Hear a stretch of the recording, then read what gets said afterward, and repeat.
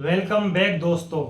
तो मैं आपका अपना सलमान अल्फे, जैसे आप मुझे जानते हो बोर्न टू आवारा नाम से। तो मैं इस वीडियो में बताने वाला हूं कि मैं दिल्ली से Ladakh by hitchhiking without money, कम पैसों में कैसे पहुंचा। तो इस वीडियो में मैं बताऊंगा आपको लद्दाख जाने से पहले मैं क्या करता था, क्या क्या मैंने तैयारी की, क्या क्या मैंने खरीदा और कितने मेरे पास पैसे थे, कितने पैसों को लेकर गया मैं, किस रूट से गया मैं और कहाँ कहाँ मैं रुका और क्या क्या मेरा खर्चा हुआ। उसके बाद लास्ट में मैं बताऊंगा लद्दाख पहुंचने तक मैंने क्या क्या फेस किया और लद्दाख जाने से मुझे क्या एक्सपीरियंस मिला और क्या मैंने सीखा। इसकी मत करना, ये वीडियो बहुत नॉलेजेबल होने वाली है। जो लद्दाख जाना चाहता है, जो ट्रेवल करना चाहता है, बहुत कुछ सीखने वाला है इस वीडियो से। जल्दी से जल्दी हमारे 10,000 सब्सक्राइबर करा दो फटाफट। जिसने सब्सक्राइब नहीं किया फटाफट प्लीज सब्सक्राइब कीजिए हमारे चैनल को। पहला टॉपिक, लद्दाख जाने की तैयारी। तो जैसे मैंने बताया लद्दाख जाने से पहले मैं करता था जॉब एज ए सेल्समैन। मैं जॉब करता था, सेल्समैन में मुझे मिल जाते थे तकरीबन 1,000 रुपये। लेकिन मैं इस जॉब से खुश नहीं था। रोज एक ही जगह जाना, रोज एक ही चेहरे देखना, वहाँ पर रोज अपने सुबह से लेकर शाम तक वहीं पक जाना मुझसे नहीं हो रहा था। मैं अंदर से घुट रहा था, मर रहा था, फर्स्ट्रेट हो रहा था इस जॉब से। मैंने ये जान चुका था कि भाई मैं इस जॉब के लिए नहीं बना। एक दिन आया 2024, दिवाली से पहले ही मेरी जॉब छूट चुकी थी। हाँ दोस्तों, मैं बेरोजगार हो चुका था। जो मेरा इनकम का सोर्स था वो ख़त्म हो चुका था। मेरे पास सेविंग थी तकरीबन 8,000 रुपये। 8,000 रुपये में मुझे सामान लद्दाख के लिए सारा खरीदना था और लद्दाख जाना भी था मुझे उन्हीं पैसों में। तो लद्दाख जाने के लिए मैंने खरीदा कैंप। कैंप था मेरा केचुआ का, जो क्या था तकरीबन 2,500 रुपये का मेरा कैंप था। और चूल्हा था 450 रुपये का, छोटा चूल्हा, पोर्टेबल चूल्हा, उसे कहते हैं स्टोव। 450 रुपये का स्टोव था। और एक गैस की कैन थी 150 रुपये की, जो मैंने 3 खरीदी लद्दाख जाने के लिए। उसके बाद मैंने खरीदा सोने के लिए स्लीपिंग बैग। तकरीबन स्लीपिंग बैग 1,800 से 2,000 रुपये के बीच में आया था। तकरीबन 150-120 रुपये की छोटी सी टॉर्च खरीदी मैंने, लाइटिंग। बड़ी लाइटिंग कैंप के अंदर लगाने के लिए, बाहर लगाने के लिए कैंप के पास, उसके लिए मेरे पैसे नहीं थे। छोटे बर्तन आते हैं उसके लिए भी मेरे पास पैसे नहीं थे। अगर मैं इन चीज़ों में पैसा खर्च करता तो मेरे पास सेविंग नहीं रहती आगे जाने के लिए। इसी में मेरे तकरीबन कैंप को मिला के, चीज़ों को मिला के, मैगी वगैरह खरीदी मैंने, नमकीन बिस्कुट खरीदे। उस चीज़ के मेरे तकरीबन लग चुके थे इन सारी तैयारियों के कम से कम 4,000 रुपये। हाँ दोस्तों, 8,000 रुपये से 4,000 रुपये मेरे खत्म हो चुके थे। 4,000 रुपये मुझे लद्दाख जाना था और लद्दाख से वापस दिल्ली आना था। लद्दाख देखो इस तरह से भी जाया जा सकता है, बिना पैसों के, कम पैसों के लद्दाख कैसे जाएं, अपने सपने कैसे पूरे करें, मैं लोगों को बताने वाला था। जैसे मेरी अम्मी को पता लगा, काफ़ी ज़्यादा फिक्रमंद हुई, मेरे घर में कलेश हुई, मुझे पीटा गया, मैं घर से भाग गया रात में। अगले सुबह मुझे जाना था लद्दाख, लेकिन रात में मैं पिट रहा हूँ, कलेश हो रही है रात के 2 बजे तक। मेरी टेंशन थी, मैं रो रहा था, लड़ रहा था और मैं घर से भाग गया। तो सब चीज़ों के मुझे अपना सपने अधूरे होते हुए दिख रहे थे कि भाई घर वाले नहीं जाने देंगे। जैसे तैसे मैंने उन्हें समझाया, मैं अड़ गया, या तो मैं लद्दाख जाऊंगा या मर जाऊंगा, मुझे करना है। तो मैंने अपने दिल में ठान ली कि मैं लद्दाख करूंगा, चाहे दुनिया इधर से उधर हो जाए। अगले सुबह हुई लद्दाख जाने के लिए, सिर्फ मेरे पीछे मेरी अम्मी खड़ी थी और कोई भी नहीं, क्योंकि सब मुझसे नाराज थे। लद्दाख नहीं जाना, हमारी नहीं सुनना तो तू कुछ भी जा, तू कुछ भी कर या मर जा, हमें कोई लेना देना नहीं है। मुझे छोड़ने सिर्फ मेरी अम्मी आई थी, आधा किलोमीटर तकरीबन छोड़ने आई गगन तक। ठीक है, बिलाल आया, जिसान आया, जैसा आप देख चुके हो। तो अब मैं बताने जा रहा हूँ कि मैं दिल्ली से लद्दाख कैसे गया। मैं दिल्ली से गया चंडीगढ़, चंडीगढ़ से गया मैं शिमला, शिमला से गया मैं मनाली, मनाली से गया मैं सिसु होते हुए, अटल टनल होते हुए, जिस्पा होते हुए दारचा, दारचा से मैं गया गया गांव, गया गांव से गया मैं उपसी, उपसी से मैं गया लेह लद्दाख। आप जानते हो बैग का वजन कितना था? बैग का 15 किलो, 15 से 16 किलो। और जिसमें मेरे आगे वाले छोटे बैग में, बैग पैक में, जो एक और बैग था, एक बड़ा वाला बैग पैक था, एक छोटा वाला बैग पैक था, उसका 5 से 7 किलो वजन था। टोटल मेरे कंधों पे 20 से 22 किलो वजन था। फिर गगन से मैंने लिफ्ट मांगनी स्टार्ट करी। हाँ दोस्तों, पहली लिफ्ट मांगनी मैंने स्टार्ट करी, मेरे दिल में बहुत ज़्यादा नर्वसनेस था मैं कि कोई मुझे लिफ्ट देगा। मैंने आज तक लिफ्ट नहीं मांगी थी, शर्मा रहा था दोस्तों, अजीब सा लग रहा था कि यार जानने वाले जाएंगे यहाँ से, देखेंगे कि क्या कर रहा पागल। फिर तुरंत ही डीटीसी बस रुकी मेरे सामने, वो कह रहे कहाँ जा रहे हो? मैंने कहा लद्दाख जा रहा हूँ जी, मुझे आगे तक लिफ्ट चाहिए, तकरीबन मुझे जाना है खजूरी तक। टीटी आएगा जो भी आएगा हम देख लेंगे, फेस कर लेंगे, तुम बैठ जाओ आराम करो। तकरीबन गगन से खजूरी तक का डिस्टेंस था तकरीबन आपका 7 किलोमीटर 5 किलोमीटर। तो हम पहुंच गए 15 से 20 मिनट के अंदर खजूरी। फिर खजूरी उतर के हमने उनका थैंक यू किया, फिर हम आगे बढ़े। फिर छोटा हाथी वाले रुके, उन्होंने मुझे आगे लिफ्ट दी करनाल बाईपास तक। फिर एक कार वाले मिले, फिर छोटे हाथी वाले मिले, ऐसे करके मैं थोड़ा थोड़ा करके फिर एक मुझे मिला ट्रक पानीपत से। ठीक है, उन्होंने मुझे खिलाया पिलाया। मैंने तकरीबन 2 बज चुके थे, उन्होंने मुझे दही खिलाई, पेप्सी कुरकुरे ये सब खिलाया, पेट भर चुका था यहाँ। और घर से मैं कुछ खाना ले गया था, वो भी मैंने खा लिया था। तो यहाँ तक मैंने खाना खा लिया था, यहाँ मुझे ज़रूरत नहीं पड़ी खाना खाने की, क्योंकि एक और ट्रक में लिफ्ट मिली जो मुझे चंडीगढ़ शाम को उन्होंने मुझे पहुँचा दिया तकरीबन मगरिब के टाइम 6 बजे। चंडीगढ़ के पास जीरकपुर, जीरकपुर से पंचकुला, पंचकुला में जीरकपुर के पास एक दरगाह है, तो बराबर में था गुरुद्वारा। ठीक है, काफ़ी ज़्यादा मशहूर है दोस्तों। वो दरगाह पूरी खाली थी, कोई भी अंदर एंटर कर सकता था, कोई सेफ नहीं थी। बराबर में गुरुद्वारा था, हमने सोचा खाने का क्या इंतजाम होगा तो हम वहीं खा लेंगे लंगर वंगर। और फिर मैं वहाँ सो गया, उन्होंने मुझे खाना दिया। उनके लिए जो दरगाह पे रहते हैं कमरे में, तो उनके लिए खाना आया था घर से, तो मुझे भी मेरे लिए भी खाना आ गया था। जैसे तैसे मैंने खाया, वैसे मैं किसी का खाता नहीं हूँ ज़्यादातर घरों का, तो मुझे फर्स्ट टाइम था पेट भरना था, तो मैंने पेट भरा खाया और मैं सो गया। जैसी सुबह हुई तो चंडीगढ़ से मेरा दूसरा दिन था, तो मैं निकल गया चंडीगढ़ से शिमला के लिए। हाँ दोस्तों, आप सोच रहे होंगे शिमला तो लद्दाख जाने का रास्ता नहीं है, तो आउट पड़ता है, लेकिन मुझे घूमना था अपनी जर्नी में, शिमला को शामिल करना था और आप लोगों को दिखाना था शिमला भी, इसलिए मैं निकल गया शिमला के लिए। मुझे ट्रक में लिफ्ट मिली, बाइक पे लिफ्ट मिली, लिफ्ट लेते लेते मैं बहुत देर बाद पहुंच गया शिमला। यहाँ तक मेरे 1 रुपया भी खर्च नहीं हुआ था। गुरुद्वारे में पहुंचा, मैंने बैग रखवा लो, यहीं रुक जाऊंगा, मुझे कुछ खिला दो। उन्होंने कहा हम रुकवा नहीं सकते, यहाँ पर यहाँ रुकने का व्यवस्था नहीं है। तो उस गुरुद्वारे में मैंने लंगर खाया, थोड़ा सा मुझे खिलाया गया, वहाँ पर थोड़ा रखा हुआ था खाना, मैंने खा लिया। फिर मैं अपना कमरा या कुछ भी ढूंढने निकल गया। तो बस स्टैंड में मैंने पाया कि वहाँ पर बस स्टैंड पे एक दुकान है, वो कुछ पैसों में आपका बैग रख लेती हैं। तो मैंने उनसे रिक्वेस्ट करी कि फ्री में मेरा बैग रखवा लो, उन्होंने मना कर दिया। तकरीबन मेरे 20 से 30 रुपये लगे थे, 40 रुपये लगे थे तकरीबन उस बैग रखने पाने के। 30 रुपये मैंने यहाँ पे खर्च कर चुका था और थोड़ा सा कुछ खा लिया मैंने 30-40 रुपये का।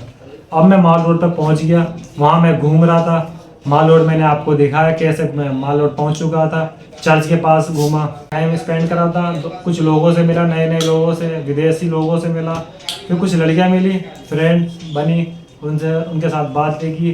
फिर मैंने उनसे हेल्प मांगी कहाँ रुकूँ, उन्होंने अपने दोस्तों को फ़ोन मिलाया कि कहीं रुकवा सकते हैं इस लड़के को या नहीं, तो वहाँ पर नहीं हो पाया। फिर मैं पहुँच गया, अपना बैग उठाया मैंने, रात हो चुकी थी। मैंने वहाँ पे पराठे खाए, 30 रुपये के पराठे खाए, 1 या 2 पराठे खाए मैंने, बस इतने मेरे पैसे खर्च हो चुके थे अभी तक के खाने पे और बैग जमा करने पे। अब मैंने सोचा क्या करूं, इतनी ठंड हो रही है, हवा चल रही है, तो एक काम करता हूं, ISBT नए बस स्टैंड पर चलता हूं। वहां लगे हुए हैं शीशे से बंद है पूरा, वहां सो सकता हूं मैं। 30 रुपये या 20 रुपये की टिकट थी बस की। मैं बस से गया सीधे ISBT, तकरीबन 10 किलोमीटर दूर था शिमला माल रोड से, शिमला बस स्टैंड से नया बस अड्डे ISBT। मैं वहाँ पहुँच गया कम से कम 20 मिनट के अंदर। ठीक है, 20-30 मिनट के अंदर मैं वहाँ पहुँच गया। मैंने वहाँ जाने का सोचा और मैंने वहाँ देखा अपना बैग कहाँ रखूँ। पता लगा बैग रखने का वहाँ पर एक काउंटर है, वो पैसे लेते हैं, बैग जमा कराते हैं। तो तकरीबन वो 80 रुपये मांग रहे थे। मैंने उनसे बात करी, उन्होंने मुझसे बोला कि 40 रुपये लगेंगे आपके बैग जमा करने के, आप ट्रेवल कर रहे हो बिना पैसों के, तो हम आपको डिस्काउंट दे सकते हैं इतना ही। आपका बैग भारी है, ज़्यादा वेट है, ज़्यादा साइज है, तो इसके इतने रुपये लगते हैं। और जैसे तैसे मैंने वहाँ पर रात गुजारी ISBT बस स्टैंड पर। ये मेरी दूसरी रात थी। भाई ट्रेवलिंग करना इतना कठिन नहीं है, ट्रेवलिंग करने के लिए पैसे नहीं चाहिए होते, बस दिल में एक जज्बा चाहिए होता है कि ट्रेवल आप कर सकते हो। तो मैं यही उम्मीद लेके, यही आपको इंस्पिरेशन देने के लिए मैं निकल चुका था।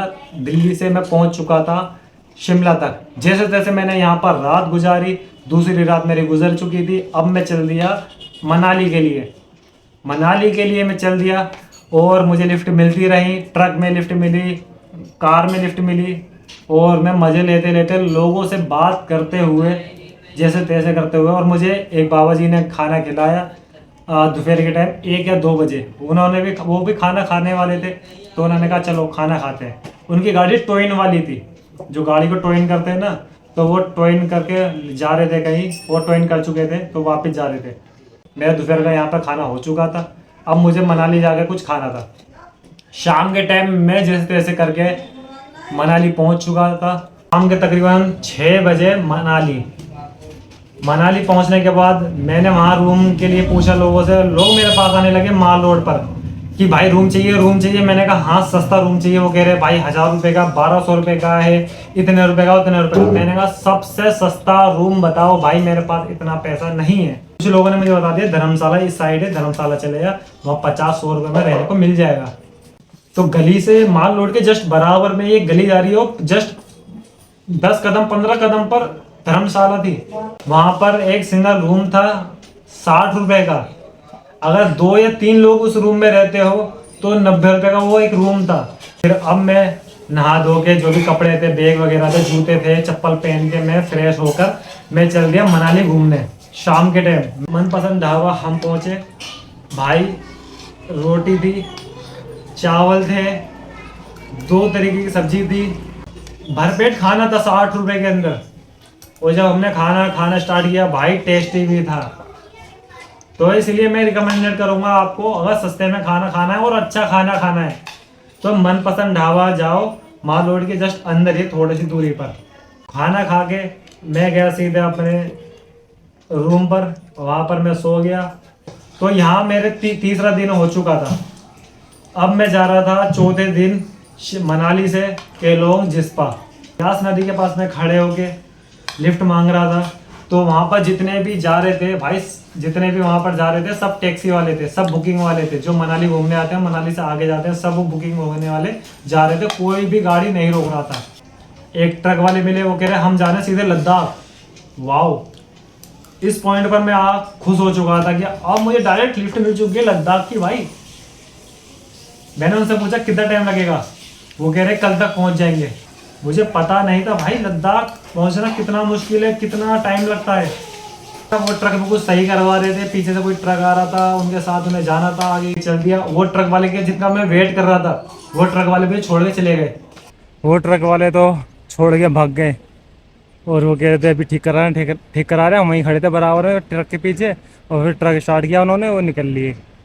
वो शायद उन्हें ले जाना नहीं था, उनके माइंड में कुछ और आ गया होगा। वैसे पैसे भी मांग रहे थे, 1600 रुपये 1500 रुपये लूँगा, मैं वहाँ छोड़ दूँगा। लेकिन ये सिचुएशन हो गई कि वो फिर चले ही गई छोड़ के। कोई बात नहीं, कि मनाली तक तो सारे टूरिस्ट आते हैं, लेकिन असली एडवेंचरस लोग वही होते हैं जो अटल टनल पार करके आते हैं। असली एडवेंचर अटल टनल के बाद है। अब मैं सिसु क्रॉस करके, सिसु देखता हुआ मैं पहुंच गया केलोंग में। जिस तरह से पहुंचा, अब मुझे कुछ खाना था, दोपहर का टाइम था, मैंने सुबह से कुछ नहीं खाया था। केलोंग पहुंचकर पानी भरने के लिए रुका था एक ढाबे पे, तो उन्होंने कहा कुछ खाना है। मैंने कहा पैसे नहीं है, मैं विदाउट मनी ट्रेवल कर रहा हूँ लद्दाख के लिए, इसलिए। तो कहा रुको। एक दीदी थी वहाँ पर, उन्होंने कहा मेरी तरफ से आप कुछ खा लीजिए। मैंने कहा वाह, पर कितने अच्छे लोग हैं यहाँ पर। तो दोस्तों उन्होंने मुझे मोमोज ऑफर करे, उन्होंने मुझे चाय ऑफर करी और सूप ऑफर करा। मैंने कहा वाह, यहाँ मेरा खाना हो चुका था। तो लंच यहाँ हो चुका था। अब मैंने पानी भरी अपनी बोतल और मैं चल दिया आगे के लिए। मैं जिस्पा के लिए केलोंग छोड़ के जिस्पा चल दिया। तो जिस्पा में मैं पहुंचा। थोड़े बहुत घर थे दोस्तों, थोड़े बहुत दोस्त घर थे और एक ऊंचे पहाड़ थे। मैंने कहा ये नज़ारा बहुत अच्छा लग रहा है। मैंने सोचा कुछ खाना खाया जाए, तो मैं एक ढाबे पे गया। मैंने कहा खाना मिलेगा क्या, कितने रुपए का है? 120 रुपये का खाना है, ये तो काफ़ी महंगा है। मैंने कहा मैं ऐसे ट्रैवल कर रहा था, मुझे सस्ते में ट्रैवल कर रहा था। वो कह रहे अच्छा कोई बात नहीं, ये खाना फ्री है आपके लिए, हमारी तरफ से आ जाइए। कितने अच्छे लोग थे। मैं जान चुका था हिमाचल हो या उत्तराखंड हो, पहाड़ी लोग एक्चुअली बहुत अच्छे होते हैं, बहुत हेल्पफुल होते हैं।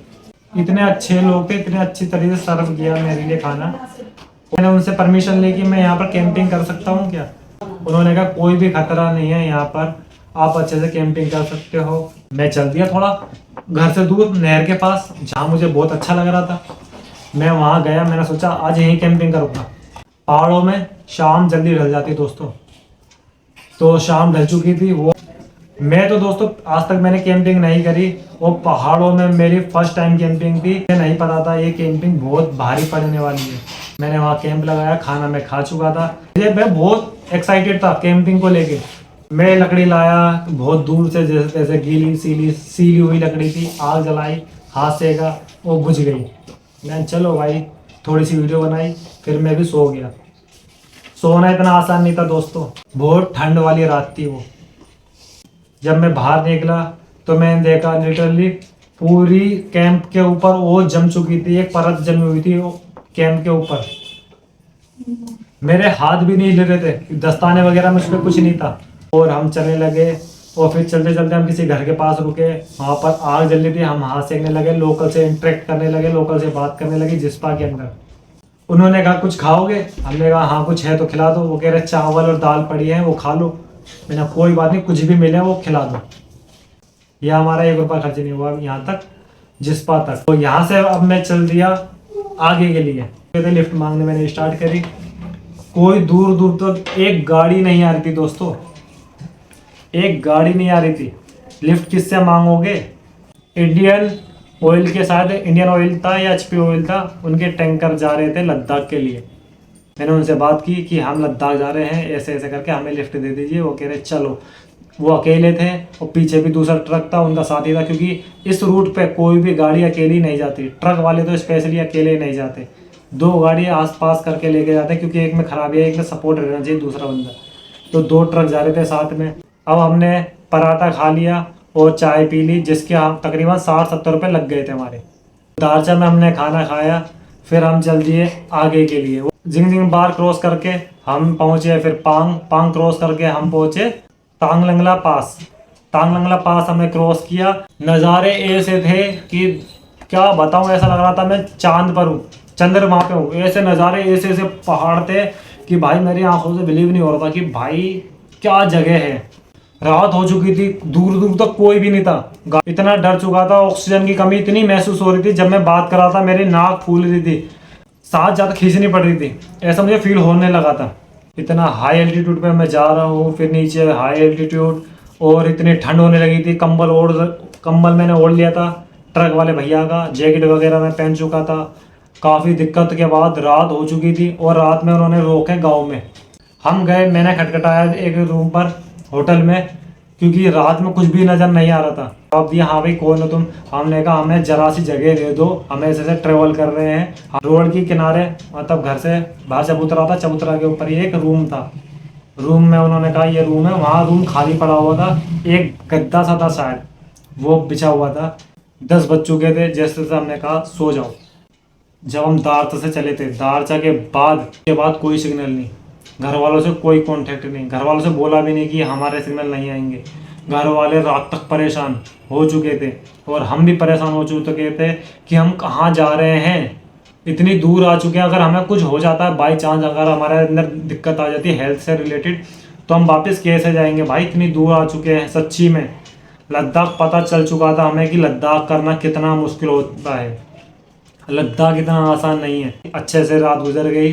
जस्ट 24 किलोमीटर उपसी हम पहुँचे। वहाँ हमने चाय पी, ट्रक वाले भैया ने चाय पी, हमने वहाँ पर अपनी चाय पी। तकरीबन लगे वहाँ पर मेरे 30-40 रुपये। बिस्कुट खाए और चाय पी, 30-40-50 रुपये हमारे वहाँ लगे। सीधे फिर हम चल दिए लद्दाख के लिए। लद्दाख कम से कम 20-25-30 किलोमीटर होगा वहाँ से, उपसी से। सुबह के 8 बजे फाइनली हम लद्दाख पहुँच चुके थे। कोई सिग्नल नहीं, कुछ भी नहीं, खाना पीना नहीं, कोई दूर दूर तक गाँव नहीं। और हम फाइनली इतनी ठंड में, कम ऑक्सीजन के कमी के बावजूद हम लद्दाख पहुंच चुके थे। सिम नहीं थी, हमने किसी से कांटेक्ट करा कि वहाँ कोई जानने वाले थे, तो हमें उनका नंबर मिला था, लोकल लोगों से हमने नंबर लगवाया कि हमें इनके यहाँ जाना है। तो उन्होंने बात करवाई और बात की और हमें बताया कि ऐसे जाओ। हम पहुँच चुके थे उनके पैदल पैदल उनके घर पर। फिर हम वहाँ रुके, उन्होंने चाय पिलाई, हमारा स्वागत किया, हमने बैग रखे और थोड़े फ्रेश हुए। तो अब हम खाना वाना नाश्ता करके मिल मिला के उन लोगों से, बहुत अच्छे लोग थे, वहाँ पे अच्छे लोग थे, उन्होंने काफ़ी हेल्प करी। लद्दाख घूमने लगे। वहाँ पे हमें घूमना था, वहाँ पे लेह पैलेस था, वहाँ पे टिकट थी तकरीबन 30, 40 या 50 रुपए की टिकट थी।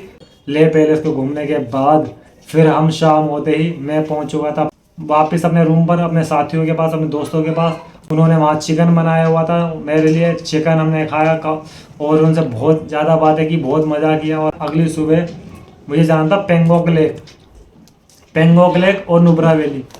उसके लिए बाइक चाहिए थी, बस ज़्यादा जाती नहीं है। तो मैंने कहा यार ये कैसे करूँ। तो मैंने वहाँ से बात करी, तो वहाँ कह रहे भाई बाइक वगैरह अगर परचेज करोगे तो पैसे लगते हैं, वहाँ जाने के लिए टाइम भी लगता है, तो वहाँ कम पैसों में नहीं हो पाएगा भाई, खर्चा हो जाएगा, 1,000 रुपये 1,500 रुपये खर्च हो जाएंगे। और हम कर रहे थे बिना पैसों, कम पैसों में बजट, क्योंकि हमारे पास ऑलरेडी 3,000 रुपये थे। लद्दाख आना था, लद्दाख पूरा कर चुका, लद्दाख देख लिया, आगे हम फिर कभी जाएंगे। तो अब मैं यहाँ से चल दिया कारगिल के लिए।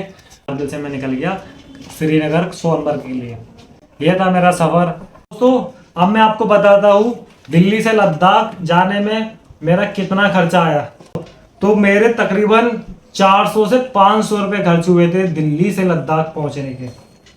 हाँ दोस्तों, जो लोग सोचते हैं कि यार दिल्ली से लद्दाख जाने में 15,000 से 20,000 रुपये खर्च होते हैं, मैं 400 से 500 रुपये के अंदर दिल्ली से लद्दाख पहुंच चुका था।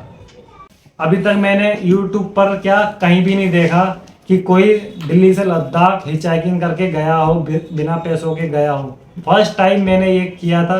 तो आई थिंक इंडियन हिस्ट्री में ये मैंने क्रिएट किया है, इंडियन हिस्ट्री क्रिएट की है बाय दिल्ली से लद्दाख हिचहाइकिंग विदाउट मनी। तो दोस्तों ये मेरा सफ़र था और क्या मैंने यहाँ से सीखा। लद्दाख जाने के बाद रियलाइज़ किया, जब मैं वहाँ पहुँच चुका था, लद्दाख बहुत दूर था, बहुत ज़्यादा मैंने प्रॉब्लम फेस की थी, मैं रुक नहीं पाया था बहुत जगह पर, क्योंकि मुझे फील करते हुए जाना था कि मुझे जहाँ तक की लिफ्ट मिली मैं लद्दाख जाने लगा था कि लद्दाख पहुँच जाऊँ, जिस तरह से अपना चैलेंज पूरा कर लूँ। लेकिन दोस्तों मुझे रुकते हुए जाना था, वीडियो बनाते हुए जानी थी, फ़ोटो खींचते हुए जाना था, इसलिए लद्दाख में दोबारा जाने का मेरा मन करता है। अभी नुब्रा वैली देखूंगा, पेंगोंग लेक देखूंगा और भी लद्दाख में फिर से जाऊंगा। ठीक है दोस्तों, तो आप एक बार लद्दाख जाओगे, तो आप दोबारा लद्दाख जाने का आपका मन करेगा। 3 इडियट में आमिर खान रणछोड़दास चांचड़ वो सब कुछ छोड़ के लद्दाख क्यों गया था, मैं जान चुका हूँ वो लद्दाख क्यों गया था। तो मैं लद्दाख फिर से जाने वाला हूँ। तो इस वीडियो को रखते हैं हम यहीं तक। इस वीडियो को लाइक कर दो, शेयर कर दो, चैनल को सब्सक्राइब कर दो और फटाफट हमारे 10,000 सब्सक्राइबर यूट्यूब पर करा दो और सपोर्ट करो ज़्यादा से ज़्यादा। और कहाँ की वीडियो आप चाहते हो और वीडियो कैसी लग रही है आपको कमेंट करके बताओ। जल्दी हमारी नई सीरीज चालू होने वाली है, दार्जिलिंग की, मेघालय की, केरला की और गोवा की, और भी जगह है। और फिर से दिल्ली से लद्दाख मैं करने वाला हूँ। आप भी देखोगे किस तरह से मैं करूँगा लद्दाख, वो भी कम बजट में, आप देखते रह जाओगे। आप सपोर्ट बनाए रखें, आप मुझे जानते ही हो, सपोर्ट करें, लाइक करो, शेयर करो, कमेंट करो। बाय बाय, मिलते हैं नेक्स्ट वीडियो में।